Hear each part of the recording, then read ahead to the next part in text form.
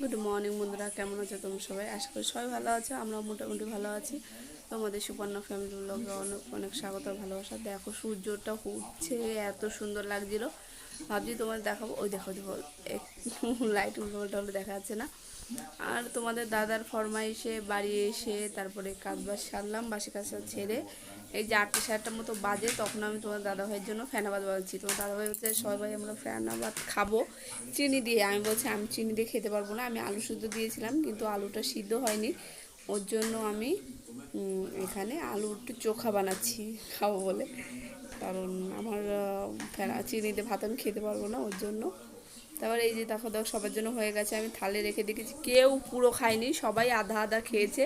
শুধু আমি এ কটা ভাত নিয়েছিলাম, আমি ফিনিশ করেছি ঝাল ঝাল করে। তাই আমার ঈশান, শ্রুতি, তোমার দাদা ভাই, মা কেউ খায়নি। আমি কালকে পুরো 2জনের ভাত মনে হয় আমার ফেলে দিতে হলো। আর এরকম কে খাবে বলো ফেনা ভাত? তারপরে এই যে শ্রুতির জন্য, ম্যাডামের জন্য কার্ড বানাচ্ছিলাম আর চেষ্টা করছিলাম যত সুন্দর করে করতে পারি। শ্রুতি স্কুলের ম্যাডামের জন্য বানিয়েছি, কিন্তু অত পছন্দ হয়নি আমার, কারণ তোমার ফেভিকল ছিল না। তারপরে আমি সামনের দোকান থেকে ফেভিকল নিয়ে এসে তারপরে করছি। আর স্কুলেরটা নর্মাল করে দিয়েছিলাম, কারণ শ্রুতি যখন ফেভিকল পায় সব কিছু নিয়ে ফেভিকল দিয়ে খেলা করে, ফেভিকল দিয়ে বই বানাবে, করবো সব ফেভিকল দিয়ে। তারপরে আমি আলাদা করে ফেভিকল এনে ওকে খুব বকেছি, বলেছি তুমি আর এরকম করবে না।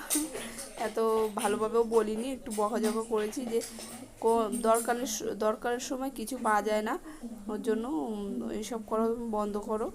খেলবা মাঝে মাঝে, সবসময় এনে রাখলেই যে তোমার ওগুলো করে করে খারাপ করে ফেলতে হবে তা না। তারপরে এইসব আমি লাগিয়ে দিয়েছি ভালোভাবে সব। তারপরে সকালে বানিয়েছিলাম, বিকেলবেলা আমি ওটাকে ম্যাডামকে দিয়ে পাঠিয়েছি একটা ফুল আর কার্ড। দেখো কেমন হয়েছে, ফাইনাল লুকটা বলো। এটা এখনও শুকাবে, শুকাবে বলে এরকম এরকম বানিয়ে দিয়ে দিয়েছি। শ্রুতির খুব পছন্দ হয়েছে।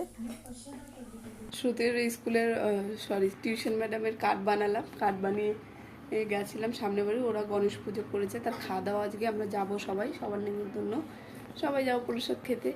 এখন ঈশান ওই যে ঘুমাচ্ছে, আর আমি এই যে কাজের লোকেদের জন্য 2জন এসছে, একজন কারেন্টের আর একজন টাইলসের, 2জনকে যাই চাটা দিয়ে আসি, তারপর বেশি দেখি কী করি। আর আজকে রান্নাবান্না নেই, ওদের বাড়ি যাবো, ওর জন্য কী দেখো।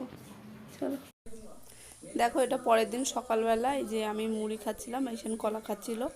আর ঘরের অবস্থা খুব খারাপ, মানে রোদ্দুর হচ্ছে না, জামা কাপড় মেলতে পারছি না, খুব সমস্যা হচ্ছে। আর এই দেখো এখানে কাজের লোকদের জন্য দেখো এই যে দুপুরে রান্না করবো ডিমের ঝোল, সব কিছু করে রেখেছি। আর তোমার দাদাভাই মাংস এনেছিল, কিন্তু পরে রান্না করেছি। বন্ধুরা এই কদিন এত টেনশানে আছি, আমরা যে টাইলসগুলো সিলেক্ট করে এসেছিলাম ওগুলো অ্যাভেলেবেল নেই, ওর জন্য আমাদের এত সমস্যা হচ্ছে। টেনশানে আমি রান্না করে ঠোরে আবার খেতে আমরা জলদি বেরিয়ে গেছিলাম টাইলস দেখতে।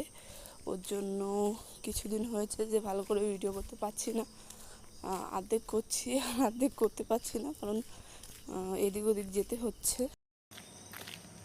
কিছুদিন হয়েছে ভিডিও করতে পারছি না, কারণ টাইলস অ্যাভেলেবেল পাওয়া যাচ্ছে না, মিস্ত্রি তাড়া দিচ্ছে।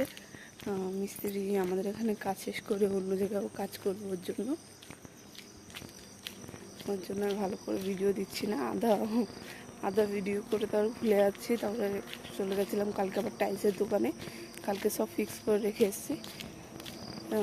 এখন আজকে আসবে, পরের দিন আসবে, কালকে আসবে। চলো তাহলে বন্ধুরা, আজ ভিডিওটা আমি এখানে শেষ করছি। তোমার সাথে ভালো থেকো, বাই, গুড নাইট।